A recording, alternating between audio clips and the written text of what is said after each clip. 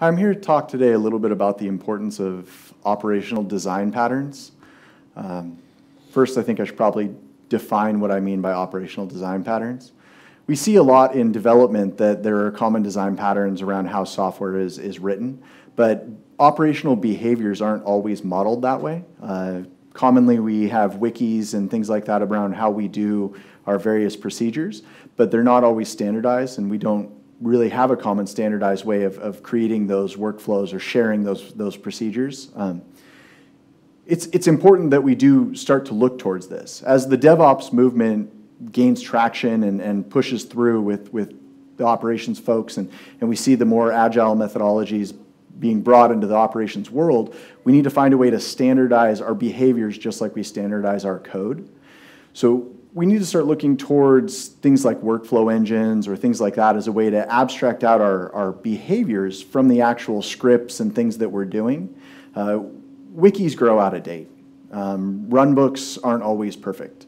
We need a way to really take that procedure and take that and codify it. Write it in a way that it's independent from the actions themselves, and it can be version controlled and it can be shared amongst the team or with other people.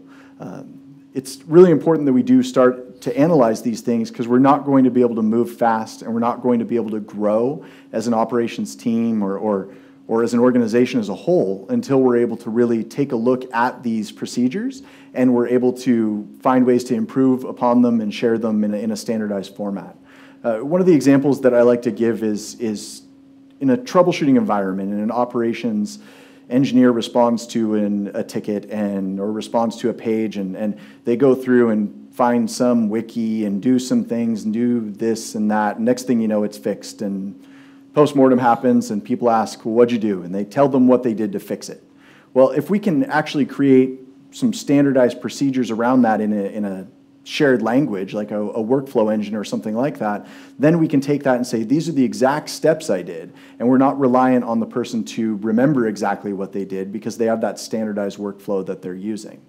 And then we can actually start to come up with models around those, and that's where the design patterns come in. We can separate out the diagnostic workflow from the troubleshooting workflow. So now you have your separate diagnostic workflow, which you've checked into your version control, and the development guys can see exactly what you're doing to diagnose the problem, and you've also checked in your remediation workflow, and they're able to take a look at those procedures, and people can really look at the procedures that you use for these various workflows and decide if they have a better way to do it, they can share it, and really, I mean, I don't know how to express it. It's really the best way for operations to start adopting the true DevOps heart and the agile methodologies that we really need to take in.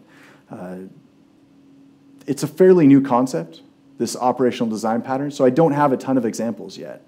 I'm still working towards this, and I'm building a library of patterns that I've seen from various customers and things that I've learned from various places. What is your single source of truth? How do you keep that single source of truth in sync? All of these things will be baked up into these patterns, and these patterns need to be shared. And so as I look through these things, I start to realize that I have to get this idea out there, and people have to start really thinking about behaviors and procedures in the same way that we think about code. So until we start thinking about it that way, we're not going to start codifying our procedures, and we're not going to be able to share them in a standardized way. I don't really have much else on the topic, but I do appreciate people thinking about it, and I really would like people to really think about operations as they think about development.